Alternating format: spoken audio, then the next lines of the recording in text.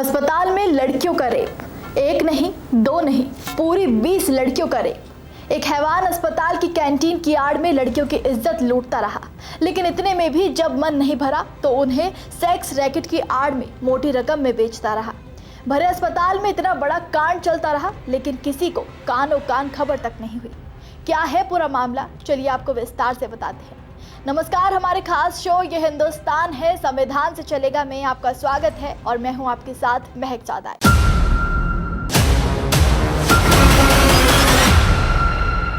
हैवानियत की हदें पार करने वाला ये मामला उत्तर प्रदेश में कानपुर शहर के एक प्राइवेट हॉस्पिटल से सामने आया है, जहां पर एक कैंटीन संचालक ने कैंटीन की आड़ में ऐसे घिनौने कामों का अंजाम दिया जो वहां मौजूद शख्स या मरीज कभी सोच भी नहीं सके। दरअसल कैंटीन संचालक ने 20 लड़कियों के साथ रेप किया। नौबस्ता थाना क्षेत्र के मोहल्ले में एक किराए के मकान में एक प्राइवेट अस्पताल चलाया जा रहा था। अस्पताल की कैंटीन में लड़कियों को कैंटीन संचालक केशव उत्तम बहाने से बुलाकर ले जाता था और फिर उनका बलात्कार करता था। और सिर्फ बलात्कार ही नहीं, ये कैंटीन संचालक उनके रेप करते हुए वीडियो भी रिकॉर्ड करता था और फिर लड़कियों को ब्लैकमेल कर सेक्स रैकेट में उतार देता था। आरोपी ग्राहकों की डिमांड पर लड़कियों को उनके पास भेजने लगा और इसके लिए मोटी रकम वसूलने लगा। पिछले कई सालों से यूं ही ये आरोपी लड़कियों की जिंदगी तबाह करता रहा, लेकिन किसी पुलिस प्रशासन या खुद परिजनों और अस्पताल स्टाफ को इस बारे में पता तक नहीं चला। लेकिन वो कहते हैं ना कि बुराई कभी जीत नहीं सकती, हुआ भी वही। मामले का खुलासा होने पर नौबस्ता निवासी एक युवक ने पुलिस को पूरी बात बताते हुए बताया कि आखिर कैसे उसने इस शख्स की काली करतूतों का भंडाफोड़ किया। दरअसल शख्स ने बताया कि उसकी 14 साल की बेटी कक्षा 8 में पढ़ती है। एक दिन आरोपी केशव ने उसे बहाने से घर के पास मौजूद इसी अस्पताल में बुला लिया। यहाँ उसने बेटी को बंधक बनाया और उसके साथ रेप किया और फिर लड़की को ब्लैकमेल करने के लिए रेप करते हुए वीडियो भी बनाया और फिर इसके बाद से वो लगातार बेटी को परेशान करने लगा। वीडियो वायरल करने की धमकी देकर उसने कई बार बेटी के साथ रेप किया। एक दिन बेटी घर में गुमसुम बैठी थी। मैंने उससे पूछा तो उसने बताया कि केशव मेरे साथ छेड़छाड़ करता है। इसके बाद मैंने केशव को चेतावनी दी, लेकिन वो नहीं सुधरा। एक दिन वो मेरी बेटी को खींचकर अपने साथ ले जा रहा था। उसका वीडियो वायरल करने की धमकी देकर संबंध बनाने का दबाव बना रहा था। जानकारी मिलते ही मैं परिवार के साथ पहुंच गया। बेटी को छुड़ाने के साथ ही केशव को मैंने बुरी तरह पीटा। तभी उसका मोबाइल वहां गिर गया। इस दौरान केशव भाग निकला। उसके फ़ोन का पासवर्ड मेरी बेटी को पता था। उसने तुरंत लॉक खोला। शख्स को अपनी बेटी का न्यूड वीडियो जब फ़ोन में मिला तो पूरे परिवार के पैरों तले ज़मीन खिसक गई। और हैरानी तब हुई जब उसमें सिर्फ एक लड़की नहीं बल्कि कई लड़कियों के भी न्यूड फोटो और वीडियो भी उसी मोबाइल में मिले। मोबाइल से वीडियो के साथ ही कई कॉल रिकॉर्डिंग्स वाले ऑडियो भी मिले हैं। इसकी जांच में सामने आया कि आरोपी से कुछ लोग लड़कियों और महिलाओं की डिमांड कर रहे हैं। वहीं आरोपी डिमांड के मुताबिक लड़कियों और महिलाओं को भेजने की बात कह रहा है, जिसके बाद शख्स ने बिना देरी करे थाने में एफआईआर दर्ज कराई। और डीसीपी साउथ दीपेंद्र नाथ चौधरी ने बताया कि छात्रा के पिता की तहरीर के आधार पर आरोपी केशव उत्तम के खिलाफ छेड़खानी, मारपीट, बंधक बनाने और पॉक्सो एक्ट की धारा में रिपोर्ट दर्ज की गई है। जल्द ही उसे अरेस्ट करके जेल भेज दिया जाएगा। उसकी तलाश में 2 टीमें लगी हैं, लेकिन फिलहाल आरोपी फरार है। थाना नौबस्ता पर एक पीड़िता के परिजनों ने इस आशय की एक तहरीर दी कि उनकी पुत्री जब स्कूल जा रही थी तो पास के ही एक हॉस्पिटल में काम करने वाले केशव उत्तम नामक व्यक्ति ने उसके साथ छेड़खानी की। इस सूचना पर थाना नौबस्ता पर छेड़खानी एवं पॉक्सो एक्ट की धाराओं में अभियोग दर्ज कर लिया गया है। अभियुक्त के घर पर दबिश दी गई। अभियुक्त वहाँ से फरार हो गया। एक मोबाइल मिला है जिसमें कुछ अश्लील चैट, वीडियो एवं पिक्चर्स उसमें मौजूद हैं, जिसका परीक्षण कराया जा रहा है। इसमें जो दर्ज अभियोग किया गया है उसके आधार पर इसमें शीघ्र ही अभियुक्त की गिरफ्तारी की जाएगी। अभियुक्त की गिरफ्तारी के लिए 4 टीमें लगाई गई हैं और इसमें गिरफ्तारी करा करके अभियुक्त के विरुद्ध कठोर विधिक कार्रवाई की जाएगी। पीड़िता का मेडिकल परीक्षण एवं उसका न्यायालय में बयान दर्ज कराया जा रहा है। जानकारी के मुताबिक आरोपी के जिन लड़कियों के साथ अश्लील वीडियो मिले हैं उनसे संपर्क करने का प्रयास किया जा रहा है। अगर कोई तहरीर देगा तो और एफआईआर भी दर्ज की जाएगी। यानी कि एक अस्पताल के अंदर ही किसी कमरे में इतना घिनौना काम चलता रहा, लेकिन किसी अस्पताल स्टाफ, मरीज परिजन, पुलिस प्रशासन या किसी को कुछ भी पता नहीं चल सका। इतनी लड़कियों की जिंदगी बर्बाद हो गई, लेकिन लड़कियों पर बदनाम कर देने का दबाव इतना था कि एक भी लड़की अपने लिए जरा सी भी आवाज ना उठा सकी। और जिन लड़कियों की तस्करी की गई, ना जाने अभी वो किस हाल में होंगी।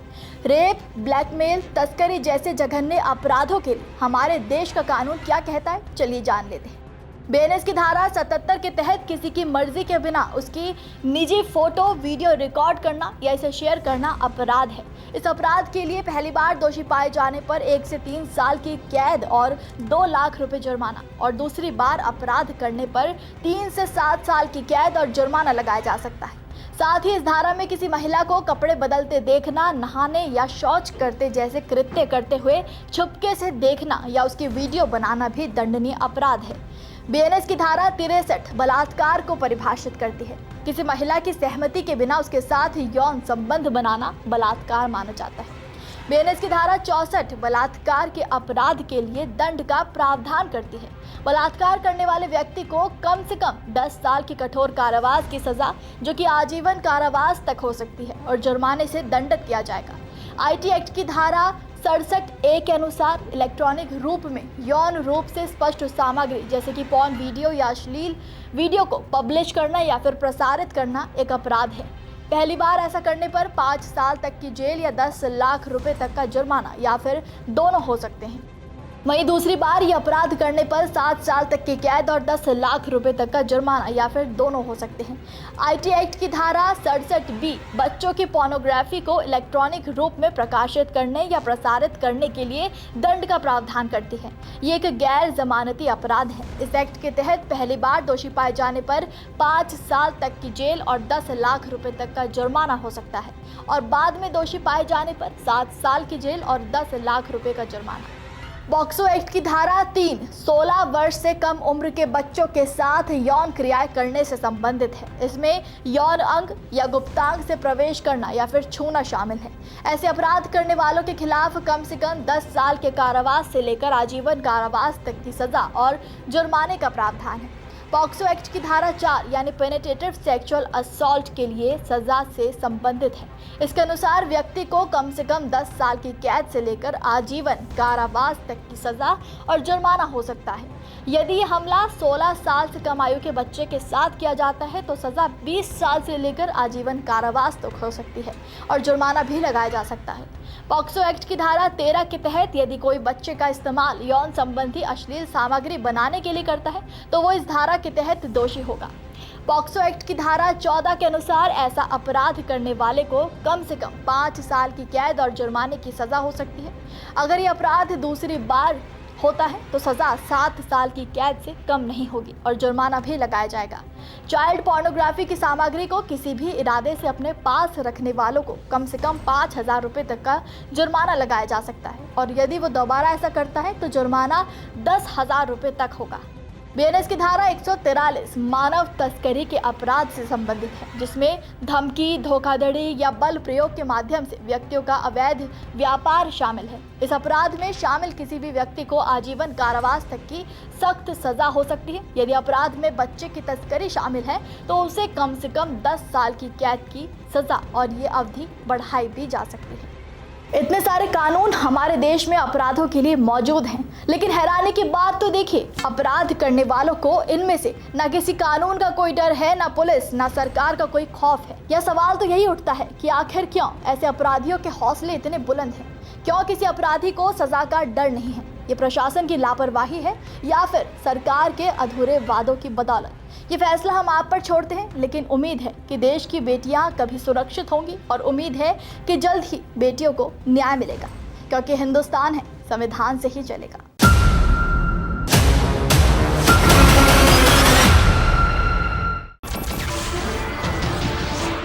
नमस्कार, मैं हूं मानक गुप्ता।